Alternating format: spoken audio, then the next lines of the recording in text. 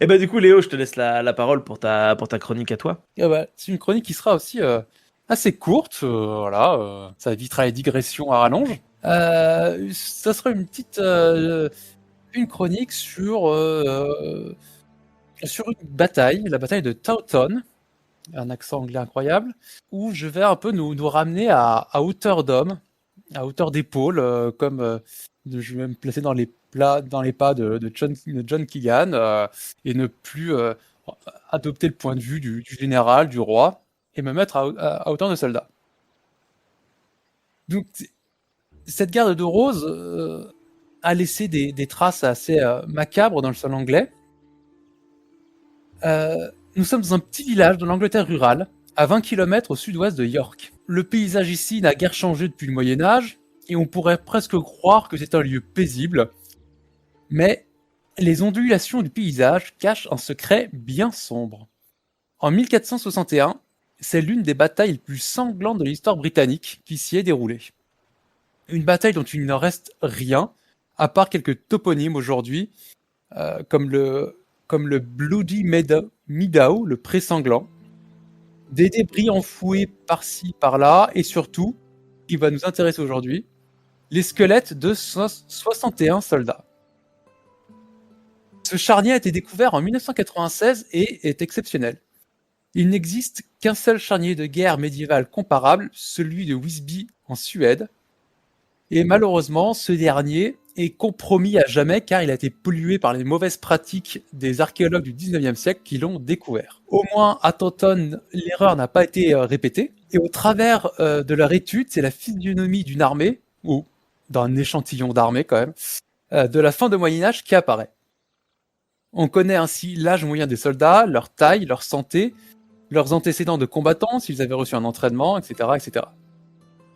Ainsi, la taille moyenne est de 1,71 m, ce qui est pourtant difficile à croire, hein, vu la hauteur des portes sur les bâtiments d'époque. Les squelettes témoignent aussi de blessures passées et d'une activité physique régulière, comme par exemple, on a des jointures au coude gauche qui sont surdéveloppées, ce qui est typique d'un archer. L'âge moyen de ces squelettes est plus âgé qu'aujourd'hui, 30 ans en moyenne, contre 19 ans en moyenne pour les Américains au Vietnam. Et la dentition, contrairement au cliché des dents pourries, est forte et saine, parce que, je vous le donne en mille, le sucre était pratiquement inconnu. Mais, au-delà de tout ça, il raconte une histoire inédite. C'était la première fois qu'on constatait le type de blessures que subissaient les soldats du Moyen-Âge, et les résultats ne sont pas ce qu'on pouvait imaginer. Les coups sont principalement situés sur la tête et le visage. Que la fosse de Taunton témoigne de la brutalité d'un champ de bataille médiéval n'est pas surprenant, la pitié dépendant essentiellement de la solvabilité du prisonnier. Est-ce qu'on peut lui demander une rançon ou pas? Mais au-delà, Taunton s'est signalé dès l'époque comme une bataille à part. Pour comprendre, il faut revenir un peu en arrière.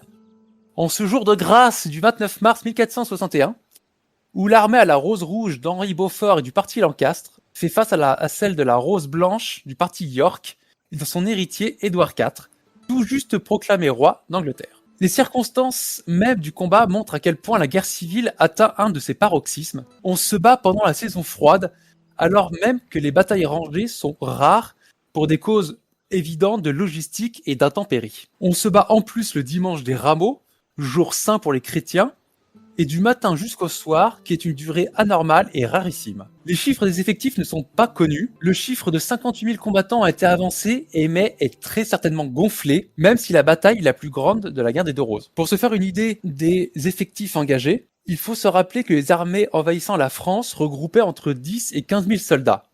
Donc, les armées de Taunton sont certainement plus modestes, ou du même ordre. Ce qui est certain, c'est que leur haine est réciproque, renforcée par le fait qu'ils se connaissent tous, comme l'a dit Franck. On retrouve dans les deux camps des membres d'une même famille. Lors d'un épisode précédent dans cette guerre civile, le 30 décembre 1460, les Lancastriens ont non seulement tué Richard, le duc York, et son second fils, Edmund, comte de Rutland, mais ils ont aussi fiché leur tête devant les murs d'York et coiffé le duc d'une couronne en papier. Grosse ambiance. Mais les nobles n'ont pas été les seuls à être maltraités et l'horreur n'est pas réservée au camp lancastrien. Après 6 ans de guerre, tout le monde a quelque chose à venger.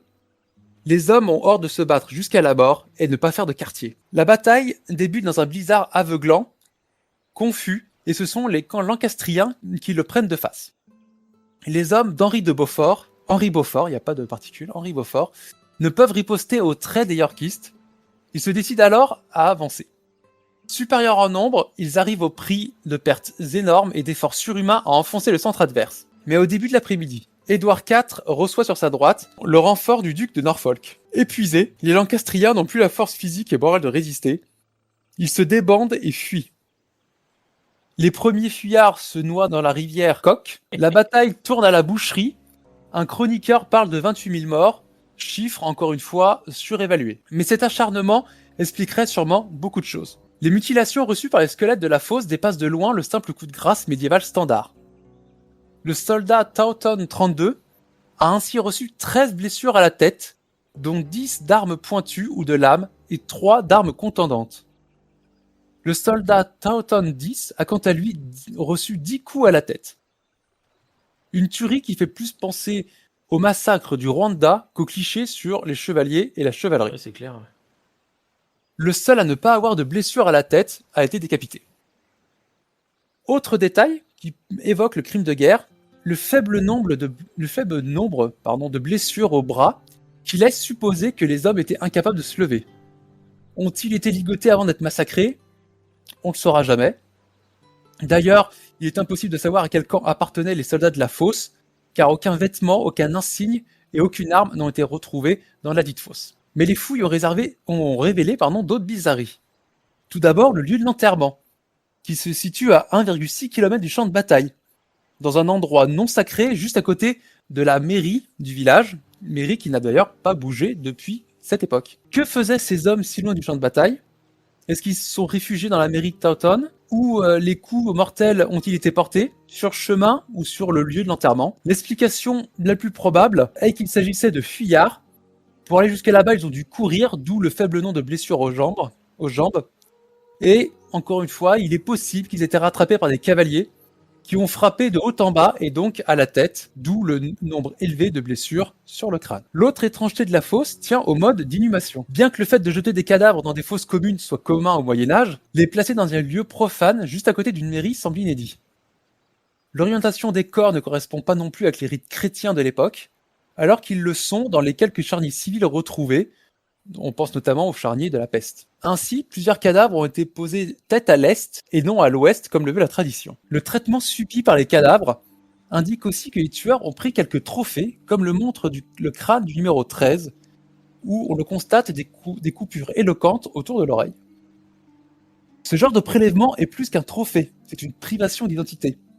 Il est possible que les exécuteurs les privent de paradis en les rendant méconnaissables, car les corps mutilés n'avaient pas le droit à un enterrement chrétien. Mutilés ici-bas pour tuer dans l'au-delà, on peut se demander jusqu'à quel degré de haine ils sont parvenus pour aller jusqu'à refuser à leur ennemi le repos éternel. Même s'il n'y a pas d'armes dans la fosse de Taunton, elles permettent de mettre en relation les blessures avec les armes utilisées à l'époque. Ainsi, le soldat Taunton 9, costaud quarantenaire, porte dans la tempe un carré presque parfait de 15,7 par 15,2 cm, indiquant la pointe d'un marteau de guerre. Autre exemple, Taunton 41 porte sur le sommet du crâne un trou percé par une pole axe. Une pole axe est une hache de guerre combinant tranchant et marteau pointu. Combiné à des combattants peu protégés, fait que les blessures pouvaient vite devenir sérieuses. On n'a, comme je l'ai dit, pas d'équipement sur place, mais on a une liste comptable d'équipements et des armes de 201 hommes de 1457, le Bridport Muster Roll, qui est littéralement le relevé d'équipement de Bridport, où l'on constate que 60% des combattants ne portaient aucun équipement défensif. On compte ainsi 74 salades, ce sont des casques, 67 jacks, 4 paires de gantelets, 3 cottes de mailles, 2 brigandines, 2 armures, un jeu de harnais, une cuirasse, 27 boucliers et 23 pavois. Tout ça pour 201 hommes. Pour finir, 2 petites surprises. Dans le sol de Taunton, on a retrouvé des petites balles de plomb et les restes d'un canon qui font de la bataille la première à être livrée avec des armes à feu individuelles sur le sol britannique. Et deuxième surprise, la piètre qualité des pointes de flèches, faites en tôle martelée et non en fer forgé, qui ne demande pourtant pas beaucoup de temps. Cela indiquerait sans doute qu'ils ont fait appel à un artisan local qui préférait cette méthode. Et bah, merci beaucoup, encore une fois. C'est très intéressant. Pour ceux qui s'intéressent au combat de la fin du 15e siècle, je vous invite à Ok. regarder la chaîne de Dequitem, une Ok. chaîne d'un Allemand, et du Ah, d'accord. combat médiéval non chorégraphié. Réel. Donc c'est-à-dire du combat médiéval en situation au plus proche du réel, hein, la seule différence étant que Ce les serait armes bien. ne sont pas tranchantes. Ok. Mais ce sont quand même des duels qui sont assez impressionnants. Assez impressionnants quand même, hein, parce que malgré tout ça reste des armes, hein, même si elles sont pas tranchantes, on le sait par certains textes médiévaux, tu peux quand même te trucider hein, à coup d'épée, même si elle est pas tranchante. C'est un accident est vite arrivé, donc il fait un boulot qui est Ok. quand même assez impressionnant. Et il y a quand même un truc qui revient souvent sur les combats qu'on peut voir sur sa chaîne, c'est que les coups à la tête quand même sont très récurrents et y compris dans les maîtrises, les mises au sol, etc. La gorge et l'aisselle sont les deux zones vraiment les plus touchées pour définitivement incapaciter ou tuer son adversaire. Il y a vraiment c'est vraiment deux zones qui sont particulièrement frappées. Et la tête, même avec une armure, alors, pour en avoir déjà pris, je peux vous dire que vous pouvez avoir un casque. Si le type en face tape suffisamment comme un sourd, vous allez quand même voir les chandelles danser. Et c'est facile de perdre Ouais. pied et d'être renversé et donc de se faire trucider Ok. dans des conditions comme celle-là. Ok. Et alors rajouter le fait qu'en plus, là, effectivement, comme tu l'as dit, hein, la majorité des combattants sont des combattants qui sont pas ultra bien armés. Hein. Pour se payer une armure de plate complète, 15e siècle, il faudrait un paysan libre entre 1 et 2 années de salaire sans Ouais, manger, impossible, quoi. sans se vêtir, sans rien. Et voilà, donc voilà. C'est un peu comme aujourd'hui acheter, acheter du matériel militaire et pas à la portée du premier venu, alors que pourtant ça paraît pas Ouais. particulièrement technologiquement complexe et que ça reste quand même difficile d'accès. Ce qui fait que tu as beaucoup de gens qui vont être relativement mal équipés, ce qui n'empêche pas que c'est utile. Hein. Comme je le disais récemment à quelqu'un, si tu te donnes le choix entre te taper dessus avec ou sans casque, même Tu si vas c'est un prendre le casque casque. nul, tu vas prendre le casque. Effectivement. Je vous ai mis là l'image du crâne avec Ah ouais, le petit losange quasiment parfait Sur c'est- biographie. sur Bibliographie. Ah oui, la Voilà. vache, il est parfait ce losange. Ouais. Oh la vache. Du boulot artisan, ça, Ah monsieur. bah Hein. On fait ça, pas Bah, c'est une il frappe est- chirurgicale. Ah bah attends, Ok, hein. on savait y faire à Ah l'époque. oui, c'est génial.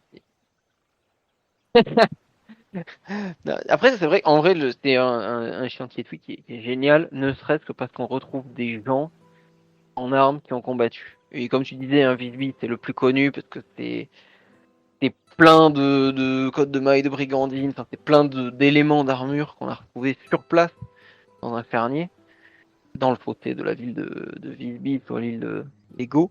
Et c'est très très rare. Ça, c'est un truc peut-être pour les gens qui visualisent pas. C'est trouver un champ de bataille avec des restes de combat. C'est très très très très très rare. Déjà parce qu'il y a du pillage, quasi systématique. Comme on l'a dit, une armure c'est cher. Donc bah quand il y a je sais pas, il y a 2000 morts en face, bah il leur enlève tout hein. Les bottes, tout. En règle générale, il reste pas grand-chose à enterrer à part le corps. Et même alors que techniquement le christianisme considère que le pillage de cadavres c'est un péché mortel. Mais bon, comme aujourd'hui, la religion, tout le monde la prend à sa sauce. Oui, Hein. c'est plutôt une sorte de guide. Voilà.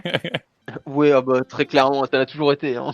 Mais en plus de ça, même quand t'as la chance, entre guillemets, que les gars aient pas tout pillé, soit parce qu'il y en avait trop, soit parce que ils n'avaient pas le temps, bref, pour n'importe quelle raison, les conditions dans les sols où ils sont enterrés font que la plupart du temps, ça se corrode et ça disparaît. Ce qui fait qu'on a quasiment rien. Une crotte de maille, ça se décompose, un aubert, ça s'appelle réellement comme ça. ça ne survit pas en fait dans la plupart des sols. C'est rare d'en avoir des entières et c'est rare d'avoir un tas de petits éléments comme ça et même d'avoir des ossements en bon état avec bien visibles les marques de coups. Ça aussi, c'est assez peu courant. Ça pour dire que voilà, Léo nous a parlé d'un élément qui est, je trouve, assez chouette en archéo. On parle pas Ouais. beaucoup Franchement, et merci pour ça parce que c'est chouette. J'adore les champs de bataille. Vous aurez compris, j'adore les champs de bataille. retrouvez-le en reconstite À en une époque, Béour. mais une époque, je harcelais mes profs de médiéval pour savoir quels étaient les sites sur lesquels il faut aller voir Tu m'étonnes. pour avoir des Oui, exemples. non, mais ça, Oui, je sais, ils je suivent suis des gens qui bizarre, parlent mais de ça, vous guerre l'aurez tout le temps, je compris pense depuis que un moment. Normalement. ceux qui sont un minimum Vous êtes intéressés attentifs. aussi par le sujet, j'imagine. Dites-le dans les commentaires si vous êtes aussi intéressé par la guerre. Dites-nous tout. Dites-nous qui vous êtes. Si ce petit instant passé en notre compagnie vous a plu et que vous avez envie d'en passer d'autres avec nous, eh bien n'hésitez pas à vous abonner, mettre un petit pouce bleu, partager la vidéo ou encore nous suivre sur les réseaux sociaux. Sachez que vous pouvez aussi écouter cet épisode dans son entièreté et pour cela vous n'avez qu'à vous rendre dans la description de la vidéo. Je vous dis à très bientôt pour à nouveau écouter un petit peu de tout et surtout un petit peu de rien.